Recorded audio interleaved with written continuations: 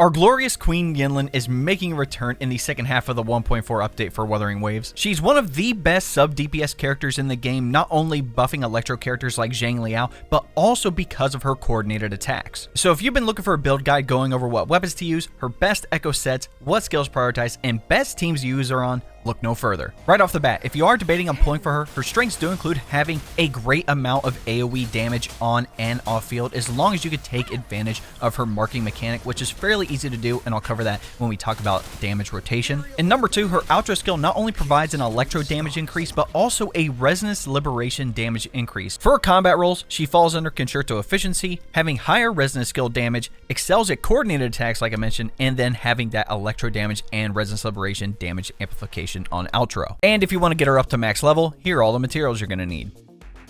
For Yinlin's best weapon options, her signature Stringmaster is going to be your best bet. I don't have her weapon, but I do plan on pulling for it because you do get a flat attack and a crit rate percentage bump, and with this perk, Electric Amplification, not only do you get just an attribute damage bonus increase, but whenever you deal resonance skill damage, it's going to increase your attack by a certain percentage, and that can stack up to 2 times. And when she's not on the field, it's going to increase her attack again by a certain percentage. So this is going to be good for her whether she's on or off the field. If you don't want to pull for a weapon, don't worry, the standard 5-star Cosmic Ripples is pretty good as well. You get a flat attack and an attack percentage bump, and its perk Storming Resolution gives you an energy regen percentage bonus, and whenever you deal basic attack damage, it's going to increase your basic attack damage bonus by a certain percentage that can stack up to 5 times. If you don't have any 5-star rectifiers, don't worry, there are a couple of 4-star ones you can use. The first one being Augment, giving you a flat attack and a crit rate percentage bump, and with its perk, whenever you cast your Resonance Liberation, you get an attack percentage increase. The next one is Jinsho Keeper, giving a flat attack and an attack percentage bump, and with this perk, when you cast your intro skill,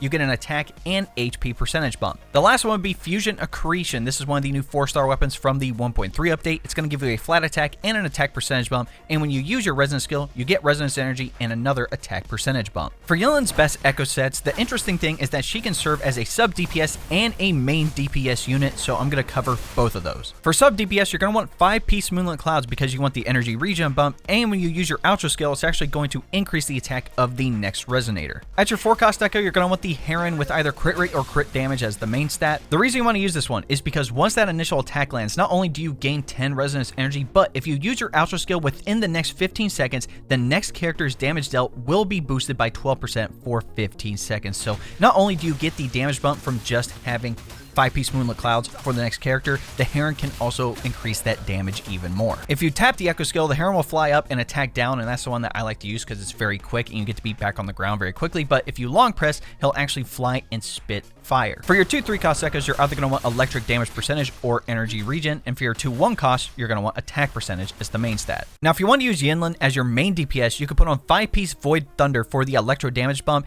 and when you either use your heavy or resonance skill, it's going to give you an electro damage increase.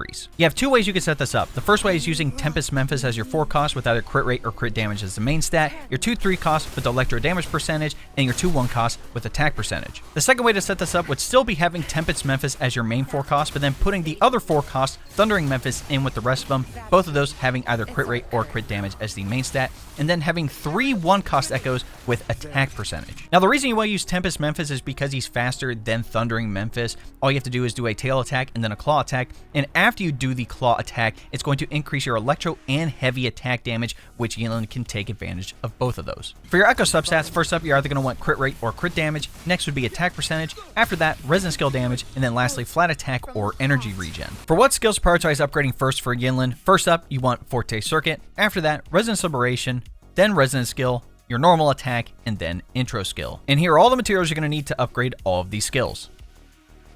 A big portion of Yinlin's kit is focused around her forte, and the way we do that is by building up judgment points. You can hold up to 100 judgment points, and the way we get them is by casting your intro skill, using her basic attack, or her resonance skill. For her intro skill, Raging Storm, again, when you switch to her, she'll show up on the field, and she'll kick the puppet toward the target, and just as a side note, I find this skill is very easy to use when it comes to parrying targets, so keep that in mind. With her normal attack, Zap String Dance, you can either perform up to 4 basic attacks, you can use the heavy attack if the forte is not all the way up, and she also has a mid-air attack and a dodge counter. Now, her resonance skill is pretty interesting because it has multiple uses, so when you use it the first time, that's considered Magnetic Roar, and you'll use Zap String, you'll deal electric damage, and it puts puts Yinlin in execution mode. In this mode, her basic attack and dodge counters will trigger one electromagnetic blast, and that can happen up to 4 times. This basically attacks all targets marked with the Forte Circuit Sinner's Mark, dealing electro damage. Now, to apply Sinner's Mark, you either use your basic attack, your Resonance Liberation, or your intro skill, and note it does go away when she's switched off on the field, so there is a specific damage rotation you want to do, which I'll talk about here in a bit. Now, coming back to the Resonance skill, she has a second Resonance skill that follows up after Magnetic Roar called Lightning Execution. Now, coming back to the Forte Circuit, after doing all the attacks that I just mentioned, you're building up Judgment points, and when it's full, you can actually cast your heavy attack, and that is replaced with Chameleon Cipher. Chains of Lightning come down, dealing electric damage,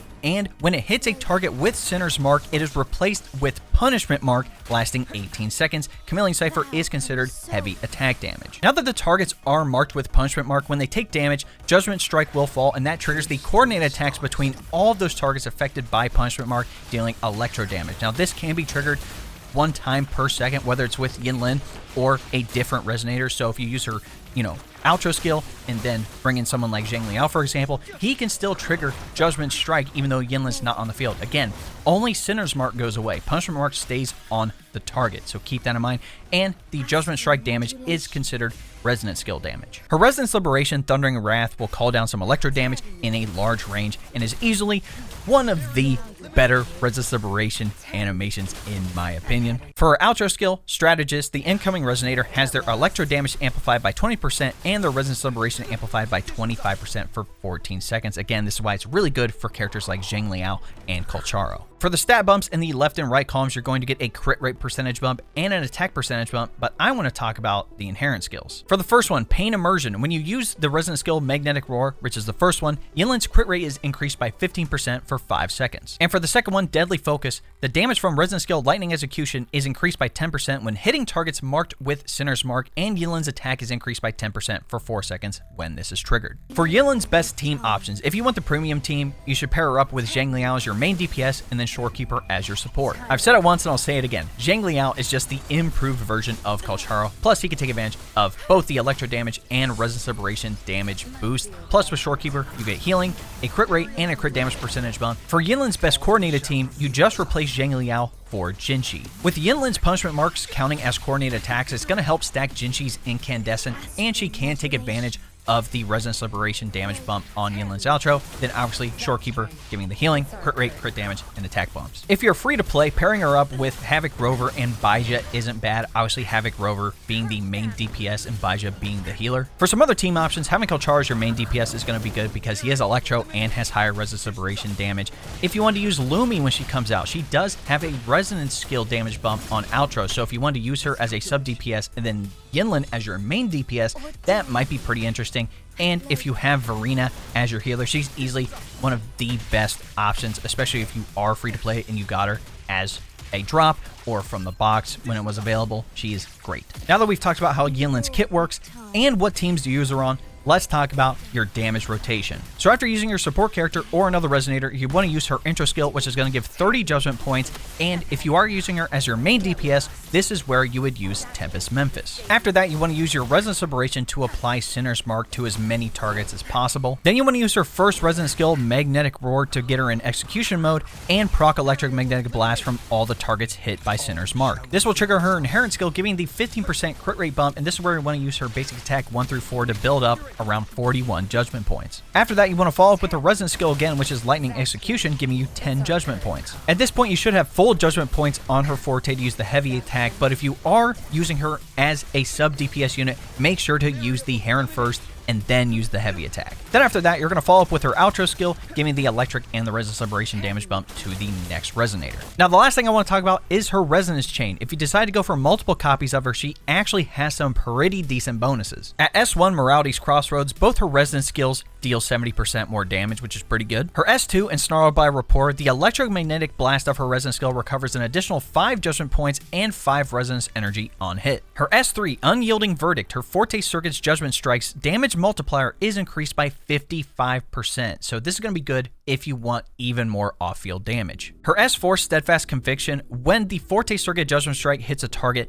the attack of all team members is increased by 20% for 12 seconds. It seems that this can be refreshed as long long as a target gets hit by Judgment Strike, so this one's pretty good as well. Her S5, Resounding Will, her Reverberation deals 100% extra damage to targets affected by Sinner's Mark or Punishment Mark. And lastly, S6, Pursuit of Justice. Within the first 30 seconds of her using her Reverberation, when Yinlin's basic attack hits a target, Furious Thunder will be triggered, dealing electro damage equal to 419.59% of Yinlin's attack. Every basic attack hit can trigger Furious Thunder one time up to 4 times, and it's considered resonance skill damage.